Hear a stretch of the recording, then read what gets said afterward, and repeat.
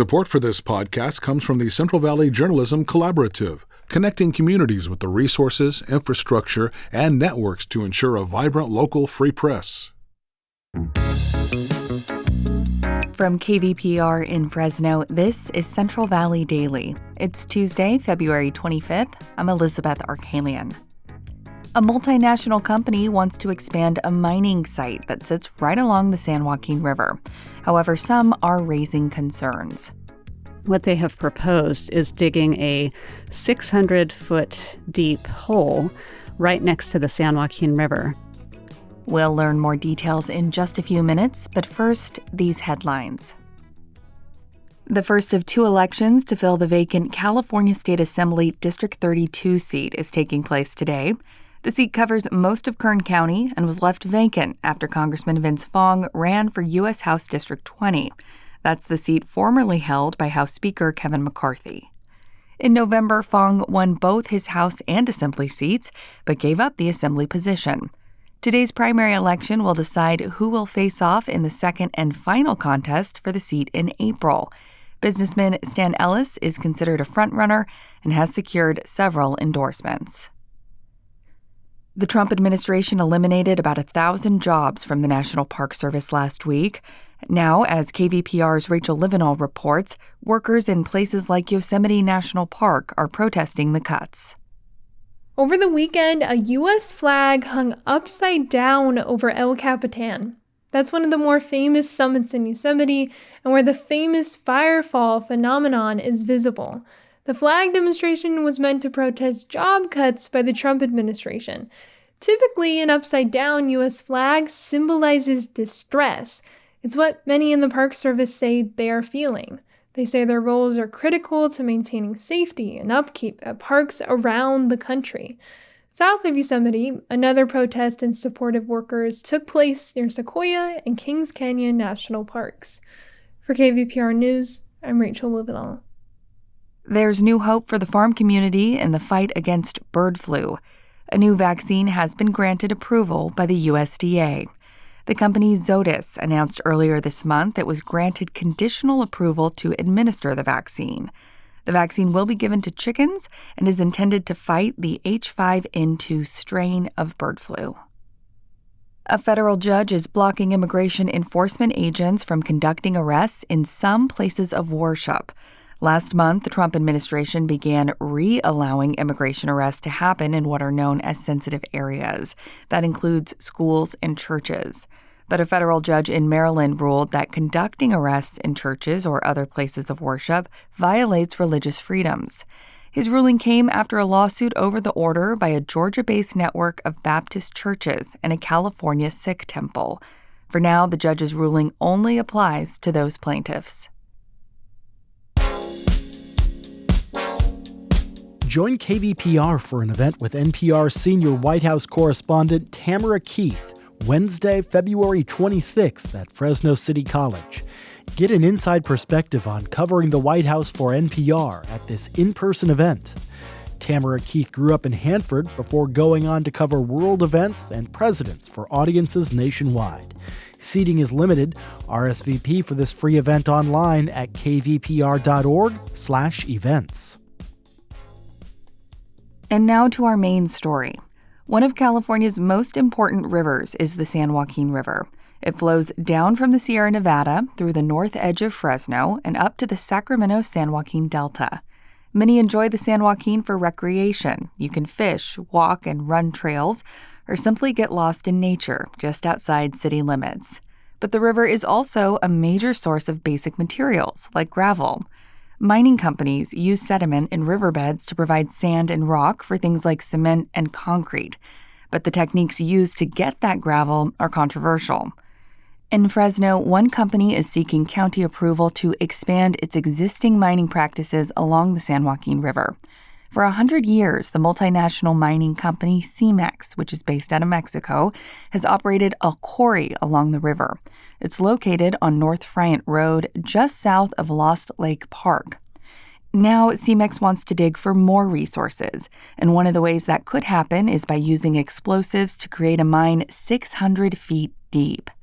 This proposal has sparked backlash, and of the bigger opponents is the San Joaquin River Parkway and Conservation Trust. We recently invited Executive Director Sharon Weaver to our studios to discuss the proposal, and she starts our conversation. I want to say first that we're not opposed to gravel mining per se. We understand that, we all need basic resources. We drive on roads. Those roads require rock. We use sand on trails. And so we understand that there is a need for these materials. And there's been a huge amount of mining on the San Joaquin River over the years with lots of different companies. Cemex is the company that is still on the San Joaquin River. Most of the other companies that were mining on the San Joaquin River in the past in our region, I'm just specifically talking about the Parkway Reach, which is between Fresno and Madera. All of those other companies have basically finished up their mining operations, felt like they got the resources that were readily available in the San Joaquin River bottom, and then they've moved to different areas. What's happening with Cemex is they have been mining on the San Joaquin River. The quarry site where they are operating has been in operation since 1913. It's been over 100 years of operation there. And so they have utilized all of the resources that are easily available using mechanical methods, which is using, bulldozers and heavy equipment to dig materials up and then process the rock. So what they want to do now is change to hard rock mining, and that will involve blasting and drilling much deeper within the subsurface. So what they're talking about is what they have proposed is digging a 600-foot deep hole right next to the San Joaquin River. And where exactly is this site? This is going to be at their current mining site, but a new method, as you say. Correct. So they actually have two sites on the river. The plant site is adjacent to Little Dry Creek. It's surrounded by an ecological preserve that's owned by the Department of Fish and Wildlife. It's just south of Ball Ranch, which is a property that we recently opened to the public. The quarry site is adjacent to Lost Lake Park and just downstream of the park. And can you tell us a little bit more about why the River Parkway opposes this method, why it's concerning? Right. So when they're changing to blasting and drilling, we're literally talking about explosives. So they will use explosives to break up the rock, and then they would use more conventional methods to process that rock. But anytime you're setting off explosives underground, you're causing vibration, you're causing noise. There are all kinds of impacts that, frankly, we don't fully understand how they're going to impact the river. There isn't a lot of research on how this type of underground vibration is going to affect fish. But I think, just anecdotally, we know that fish are really sensitive to vibration. So we are concerned about how blasting right next to the river can potentially affect fish. And I do want to say, the San Joaquin River system, a lot of people don't understand the importance of the San Joaquin River. California has two major rivers, and it's the Sacramento and the San Joaquin. And the two rivers meet in the Sacramento-San Joaquin Delta and flow out through San Francisco Bay. And because our rivers, have been utilized for lots of different purposes, we have dams, we have canals, moving water all over the place. I think sometimes people look at a river and they don't understand how significant that river is. So the San Joaquin River is a hugely significant resource. It's significant to farmers who use it for irrigation. It's significant to wildlife, as it has a wildlife corridor along it.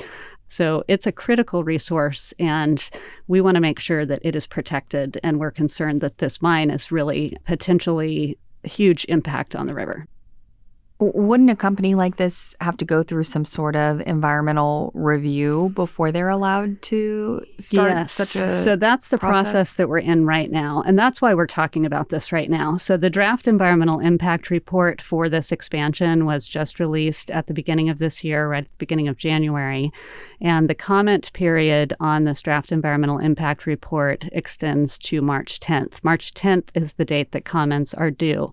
So what we're encouraging people to do is please take a look at the comments, visit our website where we're creating some resources for people that want to comment on the project. And what you need to do is either send an email or write a letter and send your comment to David Randall, who's the senior planner with the County of Fresno, who's managing this project. The way these processes work is that once the DEIR, the Draft Environmental Impact Report, is released, there's a comment period where all of us from the public can weigh in on this. We submit our comments, and then the county hands all those comments off to the consultants that are working on the environmental impact report, and the consultants prepare a response to those comments. So this period is really critical because it's the only time during this environmental review process where the county is actually required to respond to all the comments. So at the end of this process, when the consultants and the company come back with a final environmental impact report, it will include everybody's comments and then the responses to those comments. But again, even though you can make comments up to, hearings, in the future, we expect there will be hearings on this project. Those are probably a year or two away. But at those future times, even though people can still make comments, the county doesn't have to respond to the comments. So it would be the County Board of Supervisors that needs to approve. It's the Fresno County Board of Supervisors. And if this were to get approved, is there a timeline on when potentially this could start happening? Yes. So the timeline for the change to blasting, in the draft environmental impact report, they talk about 2 phases. And so they talk about that being 30 years down the road. However, once the environmental impact report is approved, if the project is approved, which isn't a foregone conclusion, it may not be approved. And, frankly, we hope that it is not. They can really change the timeline as they please. It's not like their timeline is set in stone. They can alter it. So they could get their environmental document and their proposal approved, and then they could decide to start hard rock mining the next day. And has Cemex justified why they want to dig this pit if they have been using this area for so long and competitors have left the area? What are they hoping to find? Well, the issue is that they are a basic materials company. This is their business, is producing rock and gravel and cement, different materials such as that. And they own these 2 properties. So they're trying to maximize their investment and get as much as possible out of the property. We understand that sort of a profit motive. But again, I think at some point we just have to say we've done enough and it's time to change what we're doing on the San Joaquin River. That was Sharon Weaver, Executive Director of the San Joaquin River Parkway and Conservation Trust. Cemex has acknowledged on its website that while it wants to dig deeper, the proposed plan would not expand beyond its current operations. The company argues the move would support local demand for construction materials and offer quality jobs and tax revenue, as well as possibly include a public trail nearby. And that's today's show. Have feedback on today's episode or maybe a story idea? We would love to hear from you. Just send us an email at podcast@kvpr.org. Today's episode was produced by Jonathan Linden and KVPR, with support from the Central Valley Journalism Collaborative.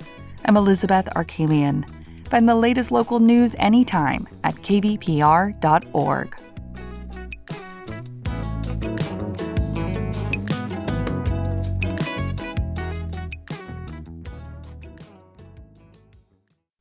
Each morning, it's a new opportunity, a chance to start fresh. Up First from NPR makes each morning an opportunity to learn and to understand.